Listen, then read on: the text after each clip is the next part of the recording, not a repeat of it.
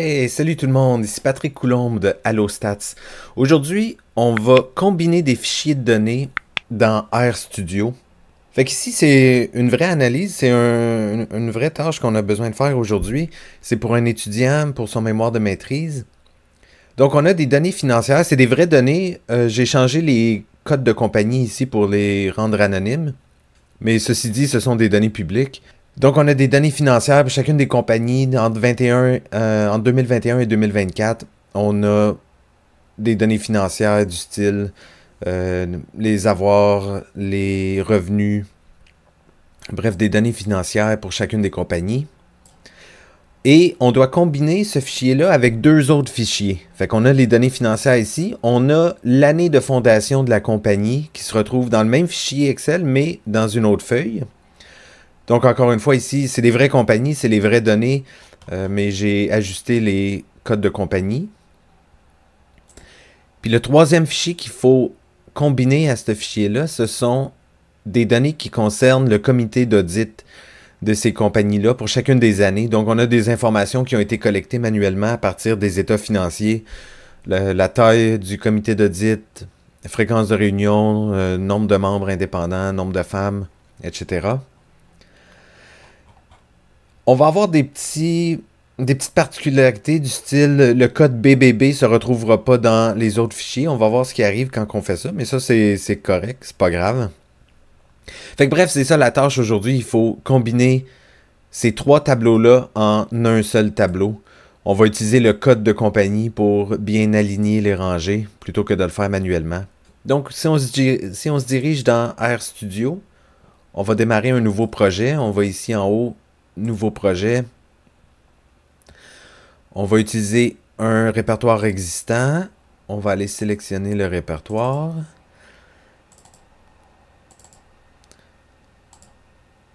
Créer un nouveau projet. Et quand on regardera les fichiers qui sont disponibles dans ce répertoire-là, on va voir qu'on a nos deux fichiers Excel. Ici, dans Files, on a les données du conseil du comité d'audit et les données financières qui contient deux feuilles. Donc, on va se faire un nouveau fichier script pour combiner ces deux fichiers-là. On va tout de suite l'enregistrer. On va se faire un nouveau dossier R, comme c'est commun pour les librairies qui sont développées dans R. Ici, on va l'appeler combiner fichier. OK. Puis ici, on va se faire une petite table des matières, un petit plan de ce qui s'en vient. Fait qu'on va importer des librairies qu'on va utiliser. On va charger les données. Ensuite, on va combiner les données. Peut-être qu'on va avoir un petit peu de préparation de données à faire, je suis pas certain. Je pense pas. Ensuite, on va exporter le nouveau fichier combiné. Puis en fait, ce fichier-là va être utilisé dans SPSS. Fait que peut-être qu'on va exporter dans Excel. Peut-être qu'on va exporter dans un format SPSS. Je suis pas encore sûr. Importer des librairies, il y en a tout le temps que j'utilise. Fait qu'exemple, Tidyverse, ça je l'utilise tout le temps. Gentleman, je l'utilise tout le temps. Fait qu'on va commencer par eux. Charger les données, ce sont deux fichiers Excel. Fait qu'on va se faire une liste de data frames. On va commencer par les données financières. On va utiliser la fonction readExcel du package readExcel. Je pense que c'est ça ici. C'est tout ça? Ça, c'est peut-être parce qu'il n'y a pas d'espace qui ne me le donne pas. Oui, OK.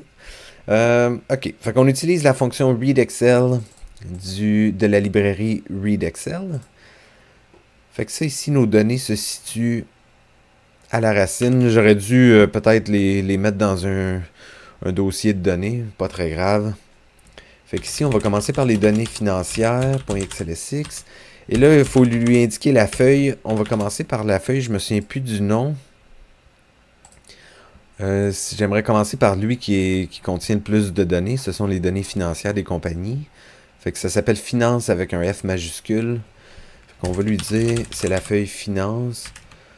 Fait que déjà, je vais faire CTRL-ENTER ici pour créer la liste. Et ensuite, on va essayer... là, ouais, il va falloir que je ferme le fichier. R aime pas ça. Ok, fait qu'on va faire ça. Lui, la feuille s'appelle administration. Il n'y en a rien qu'une. En tout cas, au pire, je les rouvre. Ok, fait qu'un premier de fait, lui, on va regarder de quoi ça a l'air. Fait que ça a l'air correct. Le format, c'est un format table au lieu d'avoir un format data frame. Fait que ça, c'est quelque chose qu'on peut ajuster.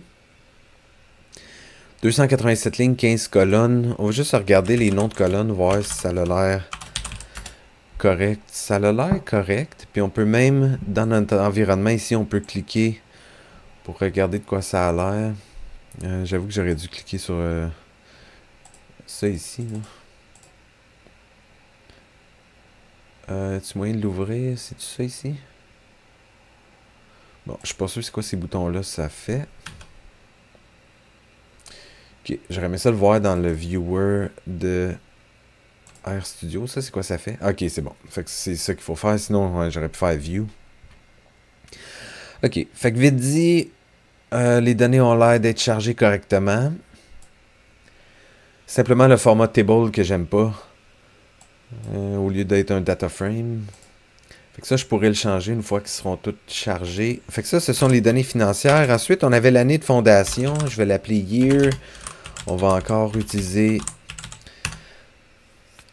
la fonction readExcel du package readExcel. Fait que là, c'est encore le même fichier données_fin.xlsx.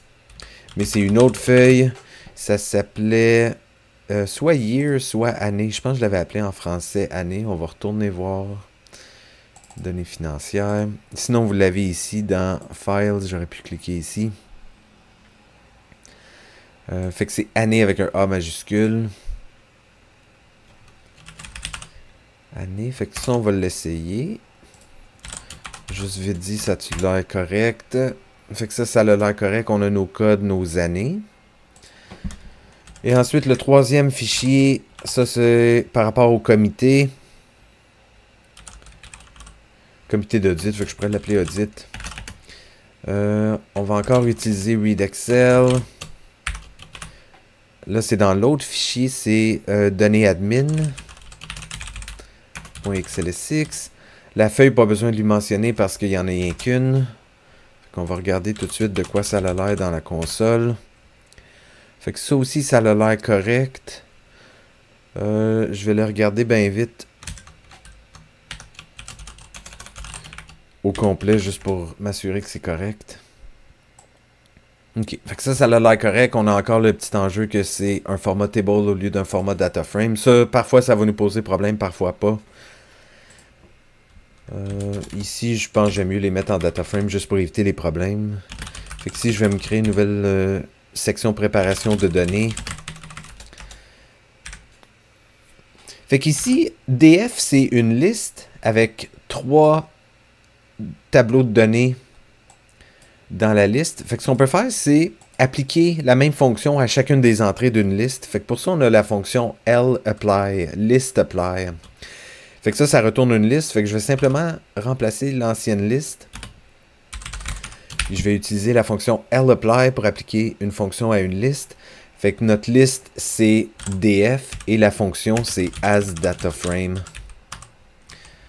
Fait que ça, normalement, chacune des entrées de ma liste, ça devrait être devenu des data frames plutôt que d'être des tables. On peut en regarder un. Disons les données financières. Et là, effectivement, quand ça s'imprime à l'écran, c'est plus le même format. Ce n'est plus un table. Fait que ça, c'est juste pour éviter les problèmes plus tard. C'était peut-être pas nécessaire. Fait que là, il faut qu'on combine nos fichiers de données.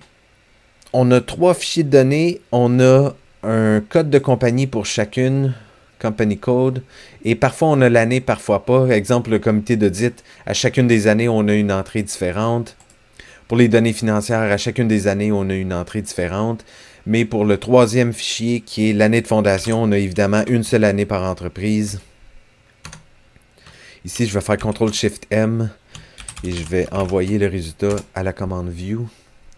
Fait que juste pour afficher les données ici, ce format-là est un peu différent. On a encore le code de compagnie, mais on a une seule année.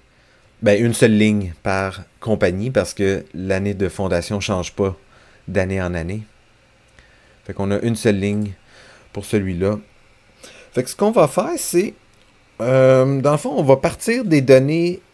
on pourrait partir des données financières et ajouter les données des comités et l'année de fondation.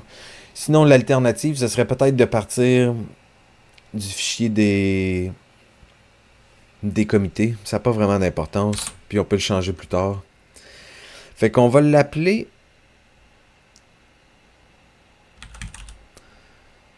DF combiné.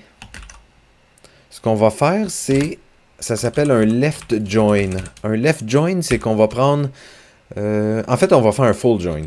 Ok. Un full join, ce que ça va faire, c'est que ça va prendre chacune des lignes. Ça va les combiner avec chacune des lignes de l'autre fichier. S'il y a des compagnies qui existent dans mon donnée financière, ils vont être conservés, même s'ils n'ont pas d'informations, par exemple, pour l'année ou pour le comité. Même chose pour le comité. Si je l'ajoute au fichier des données financières, si j'ai des compagnies qui ont des informations par rapport à leur comité, mais pas données financières, ils vont quand même être conservés. Ça, c'est un full join. Full join, on ne perd pas de rangée, peu importe le fichier. L'alternative fréquente, c'est un left join. On prend le premier fichier, puis on fait simplement ajouter des colonnes à droite, à la fin du tableau. Fait que le premier fichier pour full join, puis on peut même cliquer ici puis faire F1 pour avoir la documentation qui va apparaître ici. Fait que full join, notre premier fichier, ça va être, notre premier tableau, ça va être les données financières. Exemple, ça n'a pas vraiment d'importance lequel qu'on choisit. Notre deuxième, on va y ajouter les informations par rapport au... Ben, on va commencer par... l'année de fondation. C'est un fichier plus simple. Si on se rappelle, là, c'est ce qu'on essaie de combiner, c'est ces deux fichiers-là, le financier et l'année. Fait que financier, c'est lui. On a, exemple, la première compagnie, la compagnie A. On a 4 lignes pour lui. Puis l'année, évidemment, pour la compagnie A, c'est 1953. Fait que dans le fond, tout ce qu'on veut, c'est rajouter une colonne ici, l'année de fondation. Puis ça va dire 1953 pour les 4 premières lignes. Et là, puisqu'on fait un full join, si on a une compagnie ici, il me semble qu'on en a. Si on a une compagnie ici qui a l'année de fondation, mais qu'on n'a pas de données financières pour eux, ben on aurait une nouvelle ligne avec un code d'entreprise, puis on n'aurait pas de données financières, mais on aurait uniquement l'année qui s'ajoute. Fait que ça se peut qu'on le retrouve. Déjà, on va essayer. Par défaut, on n'est pas obligé d'y dire c'est quoi les variables qu'on utilise pour combiner nos fichiers, mais c'est tout le temps une bonne pratique de l'indiquer. Ça s'appelle la clé. Fait que c'est quoi la variable qui lie nos deux fichiers? Dans ce cas-ci, on a le code de compagnie. Parfois, on va aussi inclure l'année, mais là, dans ce cas-ci, on n'a pas d'année. On a uniquement le code de compagnie. Fait que nous, ce qu'on veut faire, c'est combiner par le code de compagnie. Puis dans ce cas-ci, le nom de variable est pareil dans les deux fichiers. Company code, company code. Fait que si on va écrire company code, ça se peut qu'on soit obligé d'y dire qu'il s'appelle pareil dans les deux fichiers. By, si on regarde la documentation pour by.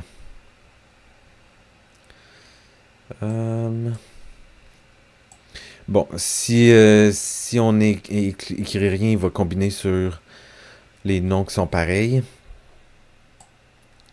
Ok. Fait que je pense que... Ouais. Fait que je pense qu'on peut simplement indiquer le nom de variable. Puis si c'est pas le même nom de variable, on va avoir une solution pour ça. Fait que si on essaye ça, ça l'a roulé. On va regarder de quoi il a l'air notre fichier combiné jusqu'à maintenant. Fait que ça ressemble beaucoup, mais là, on devrait avoir une nouvelle colonne. Fait qu'on a la compagnie A, les 4 premières lignes. On devrait avoir une nouvelle colonne à la fin, Year Founded, l'année de fondation. Fait que ça a l'air correct. On voit ici des compagnies pour lesquelles on n'avait pas collecté l'année de fondation. Fait que ça, c'est un problème qu'on peut régler plus tard. Puis on va regarder... OK, fait que dans ce cas-ci, on n'avait pas de compagnies pour lesquelles on n'avait pas de données financières, uniquement l'année de fondation. Si on regarde, on n'a pas d'entrée vide ici. pour lesquels on aurait uniquement le code de compagnie et l'année de fondation. Fait que pour l'instant, ça a l'air correct. Ça veut aussi dire qu'on aurait pu faire un left join au lieu de faire un full join, mais ça, c'est un détail. Fait que là, il manque uniquement de rajouter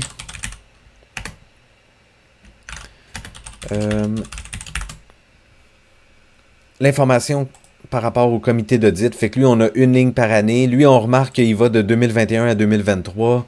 Ça, c'est en contraste avec les données financières qui allaient de 2021 à 2024. Fait qu'on a une année de collecté de plus pour les données financières de chacune des compagnies. Fait que ça, ce qui va arriver, c'est qu'en 2024, on va conserver cette ligne-là, mais il n'y aura pas d'information qui sera ajoutée pour le comité d'audit. On ne l'a tout simplement pas collecté, cette information-là. On n'a pas les données pour 2024.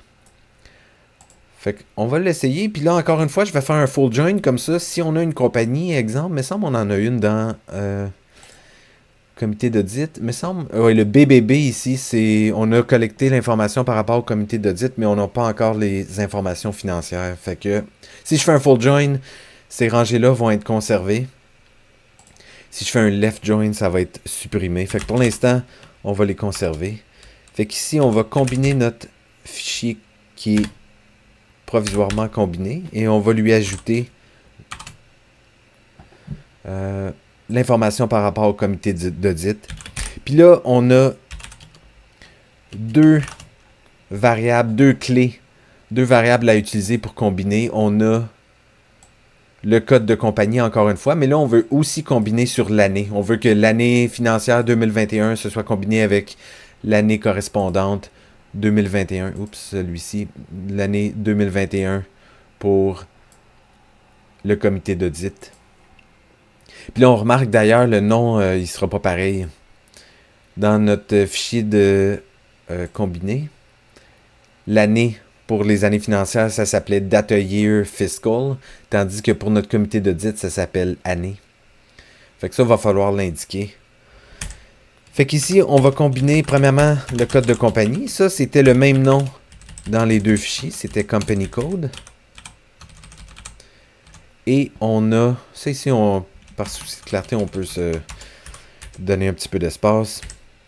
Fait que là, ici, la deuxième clé, la deuxième variable, c'est Data Year Fiscal, si je me souviens bien. Puis au pire, si j'ai fait une erreur, j'ajusterai. Puis ça, c'était année pour le deuxième fichier. Fait que notre premier, le fichier combiné, juste validé Data Year Fiscal.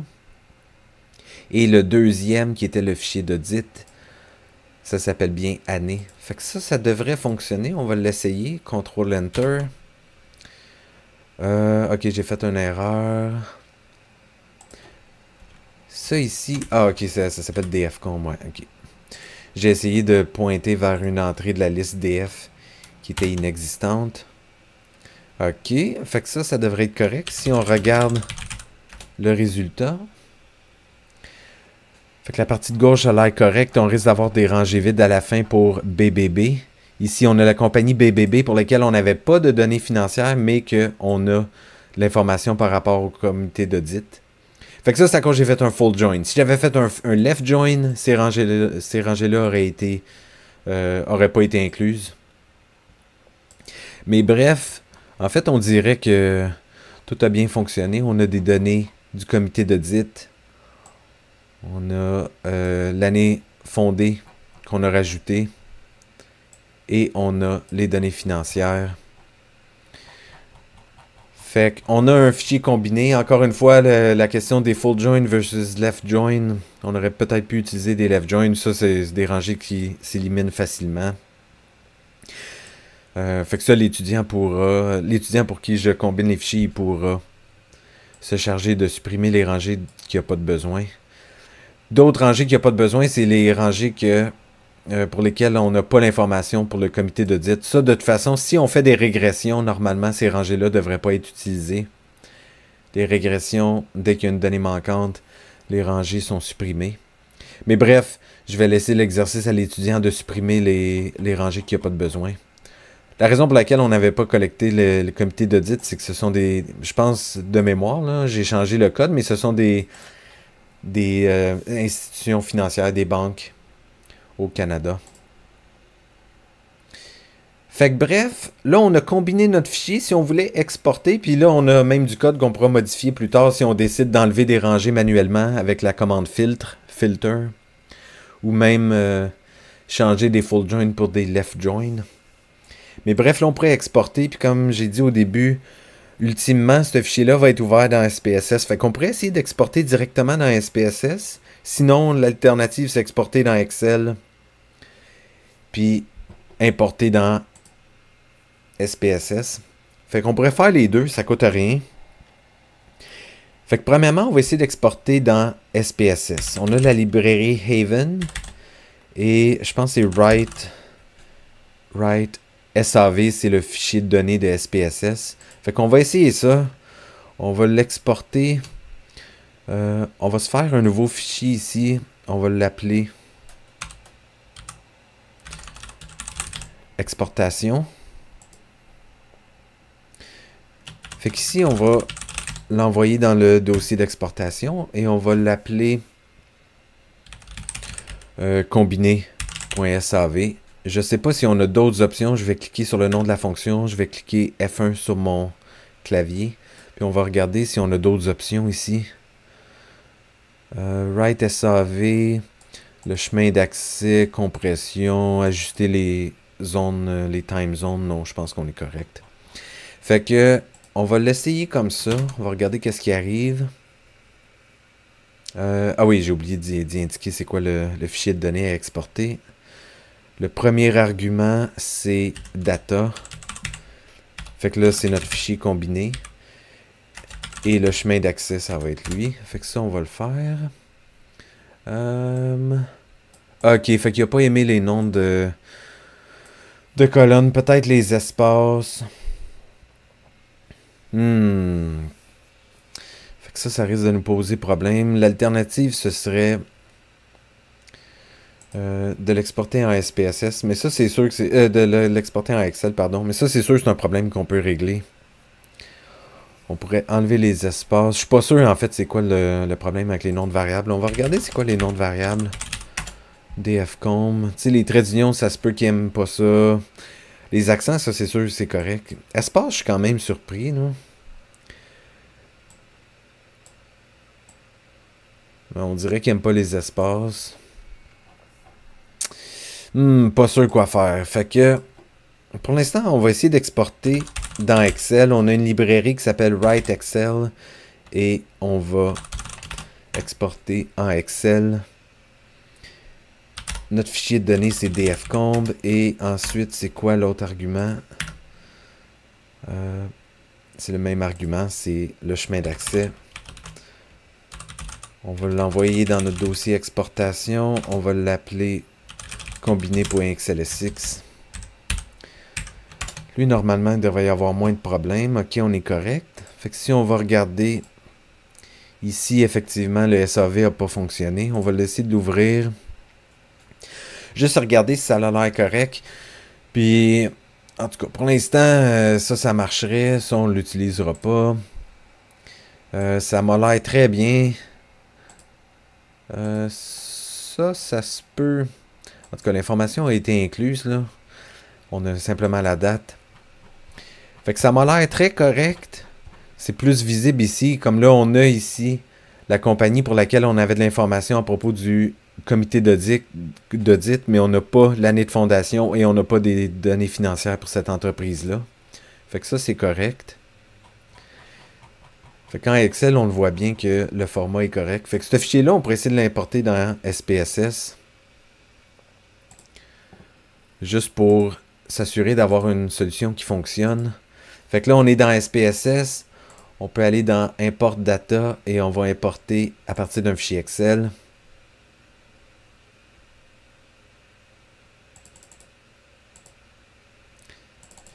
Ici, on va juste retrouver notre dossier. Dans Exportation, on va essayer d'ouvrir notre fichier combiné. Fait que ce fichier-là, on pourra l'enregistrer dans un format SPSS à envoyer à l'étudiant. Par contre, on pourra quand même essayer de régler le problème avec le code dans R pour arranger les noms de colonnes. Bon, déjà, Mais ça, déjà, c'est très viable comme solution. On a perdu la date. Fait que ça, c'est peut-être un problème quand j'ai importé. Je suis pas sûr s'il y a quelque chose dans SPSS pour faire. C'est un format de date. Fait que je suis pas sûr pourquoi il s'affiche pas correctement. Ça ici, je sais pas. Je sais pas si je mets en ordinal, ça va changer quelque chose. Non. Si je mets nominal, ça change quelque chose? Non. Ok, fait qu'on a un petit problème de date. Je pense pas qu'on en ait de besoin. Je pense pas que l'étudiant en ait de besoin parce qu'on a réellement de besoin. Ça, en fait, c'était la date de l'état financier ou la fin de l'année financière de cette compagnie-là. Les compagnies finissent leur année financière. Pas tout le temps, c'est pas tout le temps au 31 décembre de chaque année. Fait que ça ici, c'est la colonne qui est importante. Celle-là, elle a été correcte. Fait que ça, déjà, je pense qu'on a l'année de fondation ici. Ça, c'était le deuxième fichier qu'on a combiné. Et ensuite, on a les informations par rapport au comité d'audit. Puis ça, on le voit déjà. Si on avait fait un autre type de join, si, exemple, on avait pris ce fichier-là en premier puis qu'on avait fait un left join avec les données financières, ben toutes ces rangées-là n'auraient pas été... existeraient pas. Mais ça, je vais laisser l'étudiant gérer quelle rangée il veut conserver. Fait que ça, déjà, c'est viable pour l'étudiant. Fait qu'on va l'enregistrer.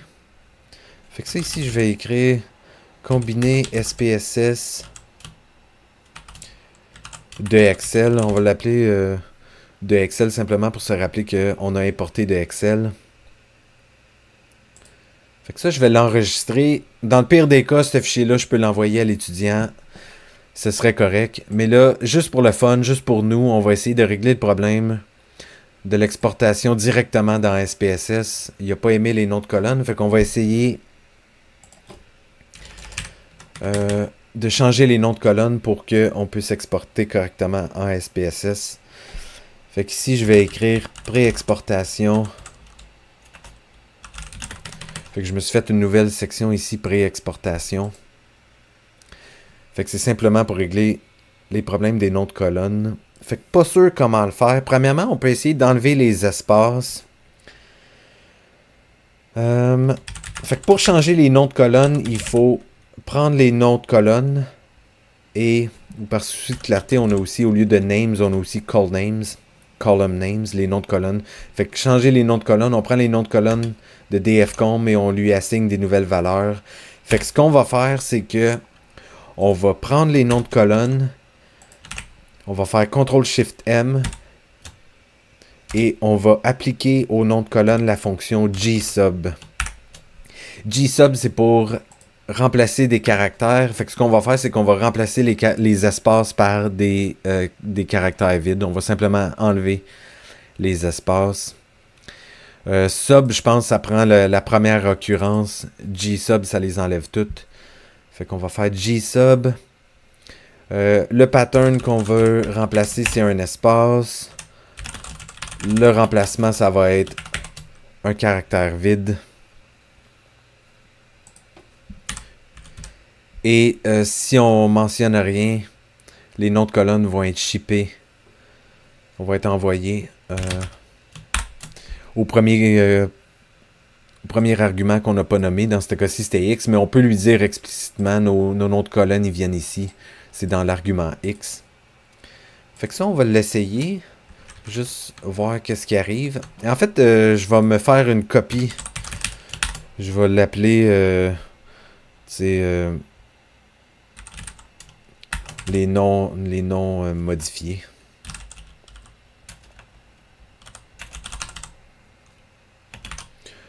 Fait qu'on va partir de DFComb et on va changer les noms de colonnes.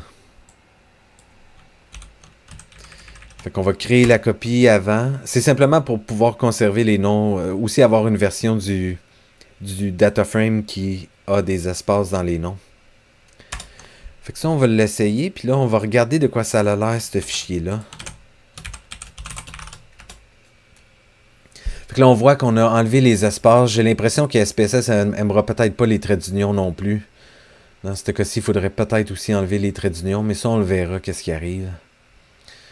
Bon, fait que ça, on va essayer d'exporter en SPSS. Dans ce cas-ci, ça va être avec les noms modifiés. Fait qu'au lieu d'exporter DF combiné, on va exporter DF combiné avec les noms modifiés. On va l'essayer. Non, ok. Fait qu'effectivement, il nous dit encore, il y a un problème avec les noms de colonne, il n'a pas aimé. Ah, puis il n'aimera pas les slash non plus. Fait que, il n'aimera peut-être pas les parenthèses. On va tous les faire un par un. Jusqu'à ce qu'on y arrive. Fait qu'ici, on va y ajouter une étape. On va enlever d'autres caractères. Fait qu'ici, on va enlever les traits d'union. Quoi d'autre? On va enlever les barres obliques, les slash. Puis... quoi d'autre? Peut-être qu'il n'aimera pas les parenthèses. On va toutes les enlever. Fait qu'ici, il y a peut-être une façon plus élégante de le faire qu'une étape après l'autre, mais au moins on sait que ça va fonctionner. Fait que là, on a enlevé les traits d'union, on va enlever les barres obliques, on va enlever quoi d'autre? Les parenthèses ouvertes, on va enlever les parenthèses fermées. Je sais pas s'il y a d'autres choses. Quoi d'autre? Ok, fait que ça, on va l'essayer déjà. Il a pas aimé. C'est lequel il a pas aimé? Il a pas aimé parenthèse ouverte. Je suis pas sûr pourquoi. C'est peut-être un caractère spécial. G-sub. Je vais essayer fixed égale vrai. C'est juste il interprétera pas des caractères comme étant des caractères spéciaux. Fait que ça, on va l'essayer, voir si ça règle des problèmes. L'alternative, ça aurait été de mettre des... Tu sais, comme là, il n'a pas aimé la parenthèse ouverte, ça aurait été de mettre un backslash ici. Une barre oblique à sens inverse. Fait que ça y aurait dit de skipper. Ou c'est peut-être 2 backslash qu'il aurait fallu que je fasse. En tout cas, c'est plus simple de simplement y dire de prendre le caractère tel quel. Fait que ça, on va l'essayer, voir si ça a réglé le problème. Ça l'a réglé pour le moment. On va regarder de quoi il a l'air notre fichier. Fait que là, je paye sur la flèche en haut sur mon clavier pour retourner à cette commande-là qui me permettait de visualiser. Fait que là, les noms de colonnes, ils ont l'air assez propres. Là, on n'a vraiment plus grand-chose de caractères spéciaux. On va regarder, on a des accents, mais là, jamais je croirais que SPSS est capable de tolérer les accents. Fait qu'on va exécuter ça, CTRL-ENTER ici. On va essayer de l'exporter avec les noms modifiés. Bon, puis là, ça a fonctionné. Fait qu'on pourrait, on l'a ici, notre nouveau fichier. On va essayer de l'ouvrir.